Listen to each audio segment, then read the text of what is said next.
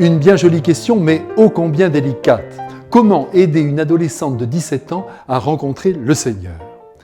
Il est évidemment difficile de répondre sans connaître la jeune fille en question, mais imaginons quelques cas de figure. Bon, il s'agit par exemple d'une jeune fille qui a beaucoup reçu dans sa famille sur le plan religieux, y compris sur le plan éducatif, et elle ne supporte plus ce formatage.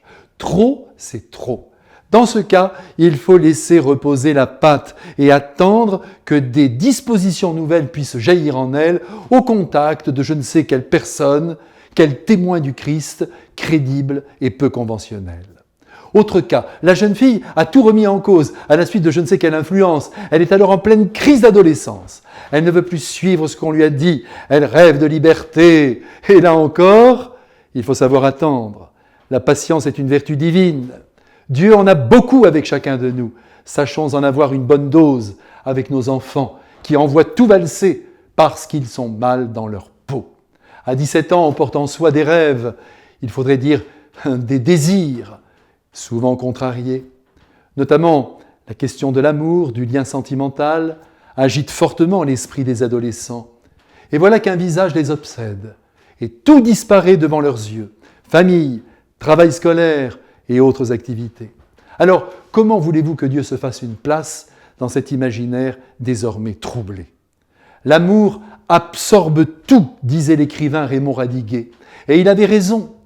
Quand l'adolescence frappe de plein fouet, tout valdingue, à commencer par l'équilibre intérieur. Et le Christ paie les pots cassés de ce chambardement.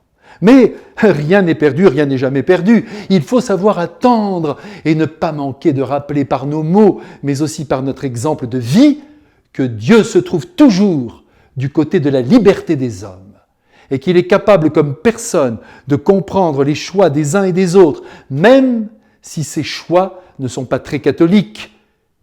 Il voit tout ce qui agite le cœur de l'homme, autant dire toute la complexité de l'âme humaine. Il est indulgent comme personne. Faire découvrir le Seigneur, c'est le montrer dans l'Évangile, alors qu'il comprend les uns et les autres, y compris dans leurs égarements, qui finissent toujours par être dépassés sous le flux de son amour. Patience, patience donc avec votre ami, qui doit voir en vous une joie, un entrain, un enthousiasme, une audace, une liberté, et même un grain de folie et de légèreté qui ne s'oppose pas à votre propre foi. C'est ainsi que le Christ réussira tout de même à se maintenir dans l'esprit de cette adolescente de 17 ans avant de gagner un jour son cœur. À bientôt.